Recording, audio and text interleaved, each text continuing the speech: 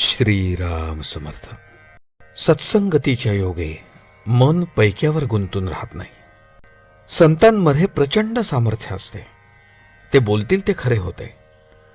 वाचा सिद्धी म्हणतात ती हीच.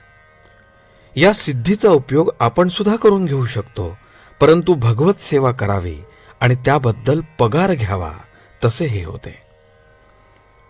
कामधेनूवर ओझे टाकावे हे बरे वाटेना म्हणून वाटेने घोडा येत होता तो घेतला आणि कामधेनू देऊन टाकली तशासारखे होते. जे सुख चिरकाळ टिकणारे नाही ते घेऊन काय करायचे. हाडांची काडे करून स्वर्गसुख हाती आले, पण कालांतराने ते नाश पावणार. मग ते घेऊन काय करायचे. पैक्यासारख्या निर्जीव वस्तूत आपले मन किती गुंतून राहते. पैसा हा भूतासारखा आहे. त्याच्याकडून काम करवून घेतले तर तो फार उपयोगी आहे, पण ते न केले तर तो उरावर बसतो. आपण प्रापंचिक माणसे. आपण पैसा साठवला तर गैर नाही, पण त्याचा आधार न वाटावा. पैशाचा आधार आहे असे वाटणे म्हणजे भगवंताचा आधार नाही असे वाटणे होय. आपल्या जवळचा पैसा आपणहून कुणाला द्यावा असे मी म्हणत नाही, पण चोराने तो चोरून नेला तर रडत बसू नये, किंवा कुणी मागायला आला तर त्याला नाही म्हणू नये. त्याला काहीतरी द्यावेच. पैसा प्रपंचाला पुरेसा असावा. म्हणजे किती तर पेन्शन असेल त्यांना रोजच्या निर्वाहापुरता असला म्हणजे पुरेसा झाला, आणि पेन्शन नसेल त्यांना साधारण मध्यम स्थितीत 10-15 वर्षे पुरेल इतका असला म्हणजे पुरेसा झाला. याला अमुक एक असा हिशेब सांगता येणार नाही. आपल्या प्रपंचाला जेवढा जरूर आहे तेवढा पैसा आपल्याला मिळाला की बस झाले.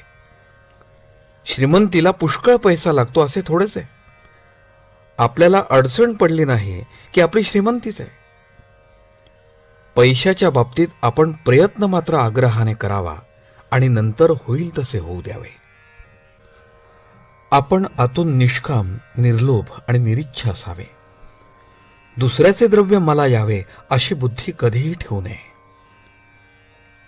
ज्याच्याजवळ पैसा विपुल आहे त्याला श्रीमंत अगर सावकार म्हणता येईल. ज्याच्याजवळ विद्वत्ता आहे त्याला विद्वान म्हणता येईल.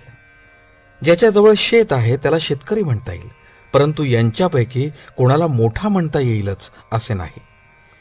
सावकार कंजूस असेल, विद्वान गर्विष्ठ असेल, किंवा शेतकरी असाच दुर्गुणी असेल. ज्याच्याजवळ सर्व गुण एकसमयावच्छेदे करून असतील तोच खरा मोठा होय. सर्व गुण एका भगवंताच्या ठिकाणीच असू शकतील, म्हणून त्याला ज्याने आपला असा केला तेच खरे मोठे बनतात. अशा लोकांना संत म्हणतात. आपण संतांचे होऊन राहावे, त्यात आपले कल्याण आहे. सत्संगतीपासून सद्विचार आणि सद्भावना प्राप्त होतात.